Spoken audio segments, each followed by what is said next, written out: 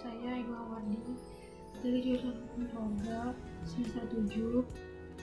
Di sini saya akan menjelaskan tentang proses dan mekanisme perancangan peraturan daerah yang diajukan untuk tugas akhir semester mata kuliah peraturan perundang-undangan. Yaitu yang dimaksud dengan peraturan daerah adalah peraturan perundang-undangan yang dibentuk oleh Dewan Perwakilan Rakyat Daerah dengan persetujuan dari kepala daerah dan atau bersama kepala daerah. Kedua, yaitu kedudukan peraturan daerah dalam hierarki peraturan perundang-undangan. Undang-Undang Dasar 1945, ketetapan Majelis Permusyawaratan Rakyat, yaitu yang pertama adalah undang-undang atau peraturan pemerintah mengganti undang-undang. Yang kedua adalah peraturan pemerintah, yang ketiga adalah peraturan presiden, dan yang keempat adalah peraturan daerah provinsi, dan yang kelima adalah peraturan daerah kabupaten atau kota pada pasal 7 ayat 1 Undang-Undang Nomor 12 Tahun 2011 tentang pembentukan peraturan undang-undang. Yang ketiga yaitu dasar pembentukan peraturan daerah. Peraturan daerah ini berdasarkan ketentuan butir 39 lampiran 2 Undang-Undang Nomor 12 Tahun 2011. Dasar pembentukan peraturan daerah dibedakan menjadi yang pertama yang memberikan dasar kewenangan, yaitu ada dalam pasal 18 ayat 6 Undang-Undang Dasar Republik Indonesia tahun 1945. Yang kedua yaitu Undang-Undang tentang pembentukan daerah yang bersangkutan. Yang ketiga yaitu Undang-Undang Nomor 23 tahun 2014 tentang peraturan tentang pemerintah daerah. Kemudian yang B yaitu yang memerintahkan. Yang pertama adalah peraturan perundang-undangan yang memerintah secara tegas pembentukan peraturan daerah. Kemudian yang ketiga yaitu fungsi program pembentukan peraturan daerah. Yang pertama adalah memberikan gambaran objektif tentang kondisi umum atau permasalahan pembentukan peraturan daerah. Misalnya pemerintah mengevaluasi secara objektif kondisi umum yang terdapat di daerah tersebut itu seperti apa. Jadi nanti pemerintah itu bisa membentuk peraturan daerah dengan menyesuaikan kondisi kota atau daerah tersebut.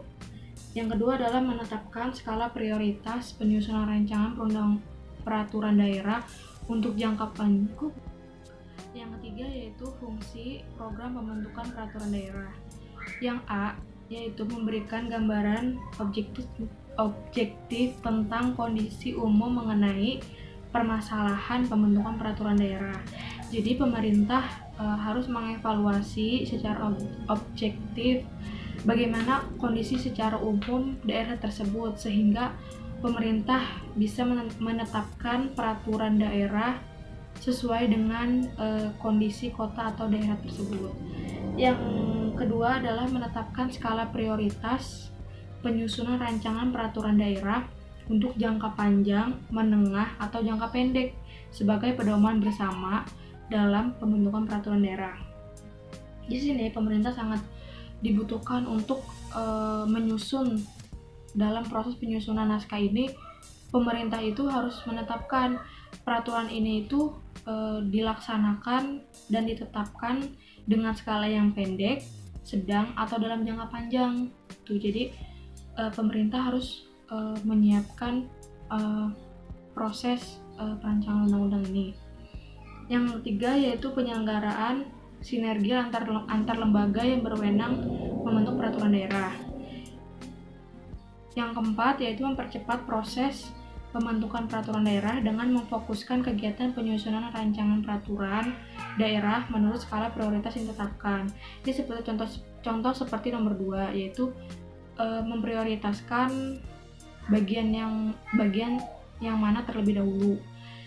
Kemudian yang E yaitu menjadi sarana pengendali kegiatan pembentukan peraturan daerah, seperti program pembentukan peraturan daerah, memuat program pembentukan peraturan daerah dengan judul rancangan peraturan daerah, materi yang diatur serta berkaitannya dengan peraturan perundang-undangan lainnya. Kemudian, materi yang diatur secara keterkaitannya dengan peraturan perundang-undangan lainnya merupakan keterangan mengenai rancangan peraturan daerah yang meliputi A. Latar belakang dan tujuan penyusunan, B. Sarana yang ingin diwujudkan, C. Pokok pikiran, lingkup atau objek yang akan diatur, dan yang keempat yaitu jangkauan dan arahan pengaturan. Kemudian adalah mekanisme penyusunan. Penyusunan program pembentukan peraturan daerah, provinsi, kabupaten atau kota dilaksanakan oleh DPRD provinsi, kabupaten atau kota, dan pemerintah daerah provinsi dan kabupaten atau kota. Kemudian program pembentukan provinsi kabupaten ditetapkan untuk jangka 1 tahun. Ini berdasarkan skala prioritas yang ada. Dan yang ketiga adalah penyusunan dan penetapan program pembentukan peraturan daerah provinsi, kabupaten atau kota dilakukan setiap tahun sebelum penetapan rancangan perundang-undangan. Kemudian ada nomor 4, yaitu ada dalam pasal 41 Undang-Undang nomor 12 tahun 2011 tentang pembentukan peraturan perundang-undangan, yaitu dalam program pembentukan peraturan daerah kabupaten atau kota dapat dimuat daftar kumulatif terbuka mengenai pembentukan, pemekaran, dan penggabungan kecamatan atau nama lainnya, dan atau pembentukan, pemekaran, dan penggabungan desa atau nama lainnya. Kemudian ada proses dan prosedur penyusunan praperda, yaitu penyusunan rancangan perda dan penyusunan yang pertama adalah penyusunan rancangan perda dilakukan berdasarkan program pembentukan perda, dan penyusunan rancangan perda dapat berasal dari DPRD atau kepala daerah. Kemudian